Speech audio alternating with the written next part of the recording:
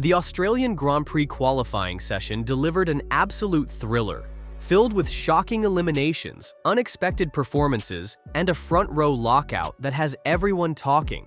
With the race set to take place under rainy conditions, the grid is shaping up for what could be a chaotic and unpredictable showdown in Melbourne. From Ferrari's puzzling struggles in Q3 to Liam Lawson's disastrous outing and McLaren's dominance, there's no shortage of drama heading into race day. But the biggest question remains: who will emerge victorious when the lights go out? Melbourne is known for producing unpredictable races, and this weekend has already lived up to the hype. The biggest surprise of the day?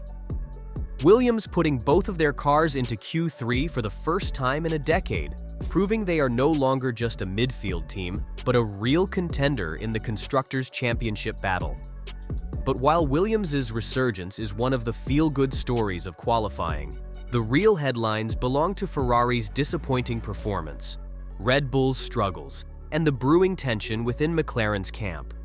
For rookies like Andrea Kimi Antonelli and Liam Lawson, this qualifying session was a brutal wake-up call.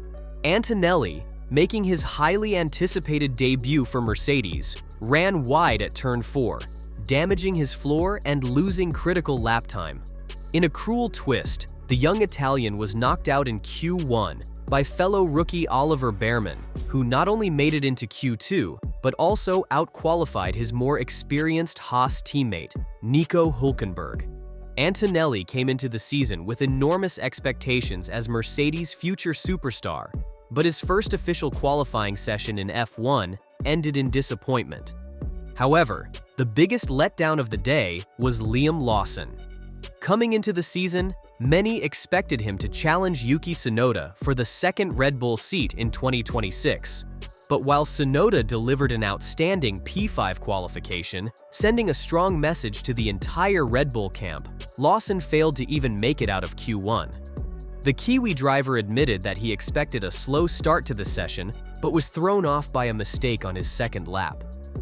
We knew the first laps would be tough, but the plan was to build up through qualifying.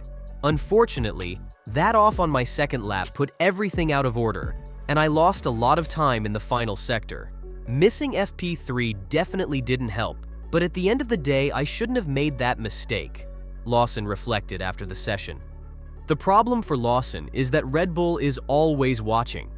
With Tsunoda outperforming expectations and finishing just 2 places behind Max Verstappen, the pressure on Lawson is immense. If he doesn't improve quickly, his future in the Red Bull family could be in jeopardy. But Lawson wasn't the only one who left Saturday's session frustrated. Ferrari had an absolute nightmare in Q3. After looking competitive in free practice, both Charles Leclerc and Lewis Hamilton struggled to find pace when it mattered most, finishing in a distant P7 and P8. With rain expected on race day, Ferrari is hoping that their wet weather setup will give them an edge, but even if that proves true, they've put themselves in a very difficult position. Starting from the 4th row means they will be right in the middle of the pack, surrounded by cars that could cause chaos in tricky conditions. Hamilton, who is still adjusting to Ferrari's unique car dynamics, admitted he was caught off guard by their lack of pace. Honestly, I felt good out there, but the performance drop-off was surprising. I didn't expect us to be nearly a second off the leaders. There's still a lot to learn about this car, and tomorrow will be a huge challenge. I've never driven it in the wet before, and I don't even know the rain settings yet. I need to study that tonight, but I've only got 3 laps to figure it out before we go racing. Leclerc didn't hold back his frustration either, calling it one of the worst qualifying sessions he could have imagined. Ever since this morning, the performance wasn't the same as yesterday. I think I know where it comes from, but we need to analyze the data. We had to sacrifice some performance for the race setup, but this is still disappointing. If you told me earlier in the weekend that we'd be starting from the 4th row, I wouldn't have believed it, not even in the worst-case scenario. While Ferrari is struggling, Williams is thriving. Alex Albon stunned everyone with a P6 qualification, putting him ahead of both Ferraris. Logan Sargent, in his second full season, also impressed by securing P10, marking a huge achievement for a team that has spent years fighting at the back of the grid. With rain on the way, Williams is in a prime position to capitalize on any chaos that unfolds during the race.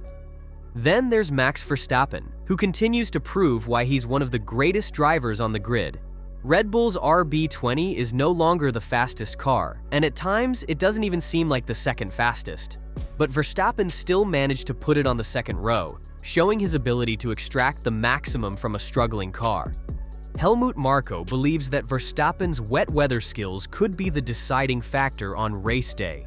The rain is coming, and when it does, the Verstappen factor is going to be our biggest weapon.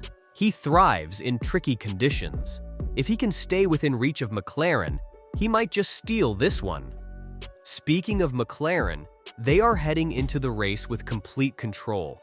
Lando Norris and Oscar Piastri have dominated all weekend, with the MCL39 looking like the best car on the grid. But with both drivers eager to prove themselves as McLaren's future star, could we see some fireworks at the start? Piastri has been biding his time, waiting for his chance to challenge Norris as McLaren's #1 driver. With a fresh season ahead and no team orders in play, the Australian is in the perfect position to make a statement.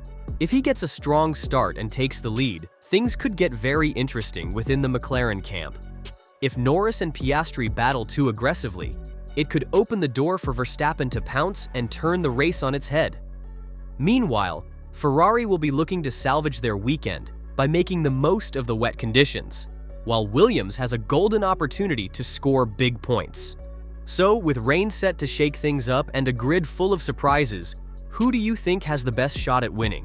Will Verstappen's wet weather skills allow him to challenge McLaren? Can Ferrari bounce back from their disappointing Q3?